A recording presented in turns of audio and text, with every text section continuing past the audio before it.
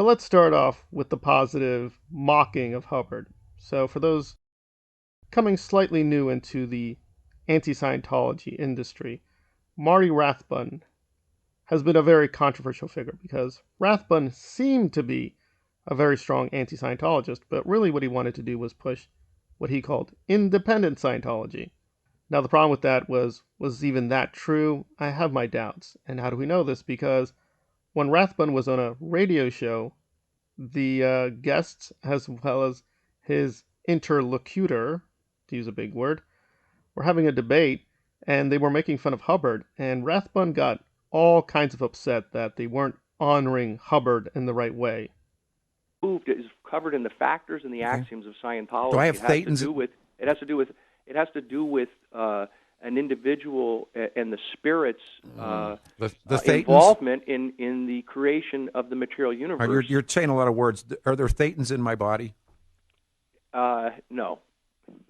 Then you can't be a Scientologist, can you? Well, I don't believe that. Well, I mean, the God. I believe that it's that if you really look at talk about the fundamental. No, I'm not talking about the fundamental principles of the Church of Scientology. I know them. But those aren't fundamental principles of the Church Oh, of wait a minute. Scientology. The whole idea of 75 million years ago, the galactic ruler Xenu, he sends the things down to the earth and puts them in the volcanoes. Why is the volcano on the Dianetics cover?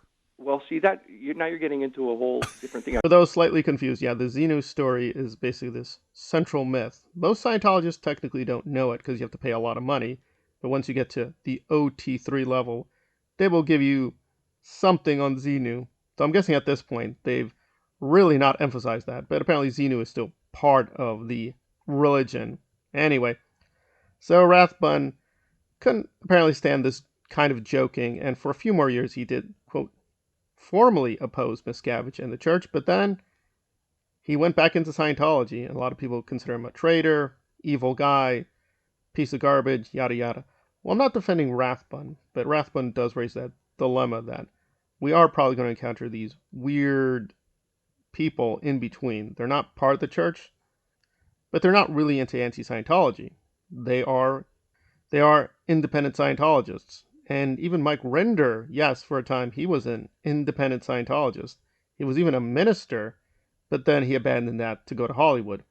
So there seem to be two kinds of independent Scientologists.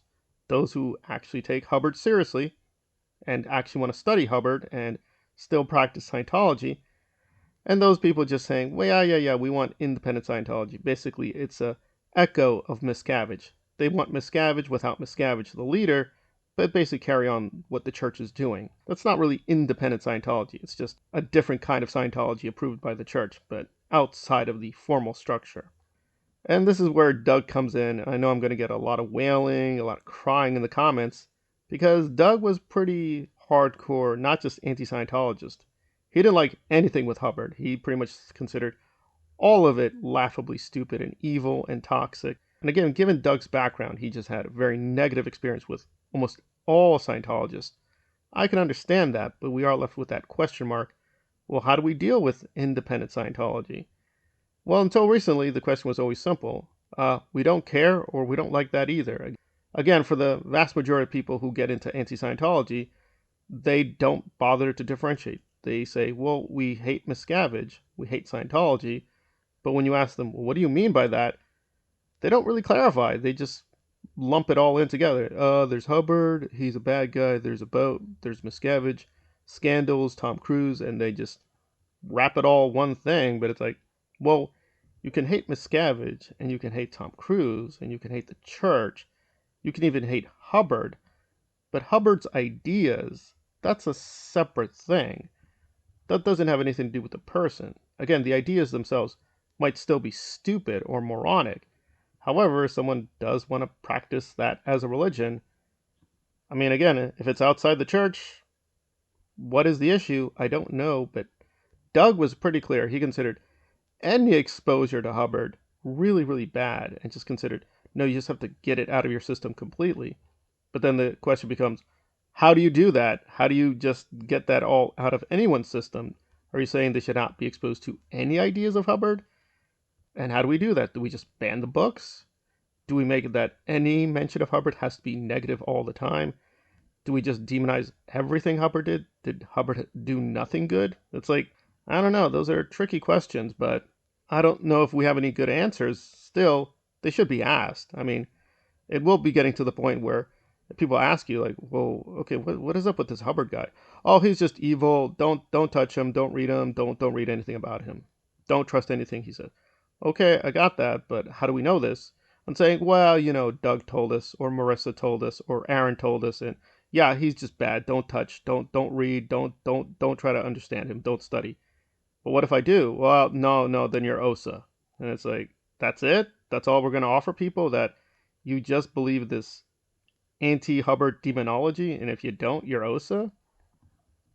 I don't know if that's very satisfying. And granted, independent Scientologists are really, really small number of people. However, they could be potential allies, and we're going to alienate these allies because, well, Marissa just hates Hubbard. Doug hates Hubbard. Well, I'm not exactly a fan of Hubbard, but again, if someone wanted to examine those books by themselves, and good or bad, still practice that religion, it's like, well, that is their right. They might be stupid, or I might make fun of them, but that is their right, right? Can't they just do that? And the answer is no, they're Osa, you're Osa, this is all Osa. You read Hubbard on your own, that's Osa. No, Osa Hubbard, Hubbard Osa. And it's like, really? Is that it? I mean, with Rathbun, that turned out to be, yes, that prediction turned out to be spot on, that he wasn't really ready to be critical of Hubbard. He just wanted to get rid of Miscavige and become the new cult leader. But there are going to be tricky cases where, no, the person just wants to read Hubbard and practice Scientology outside the church. And you're like, I'm guessing at this point they're just going to get laughed at. But again, the time is going to come. You're going to have to be willing to debate that person. And so far, I don't know if anybody's willing to do that at any serious level aside from Alonzo. And that's pretty depressing when you think about it.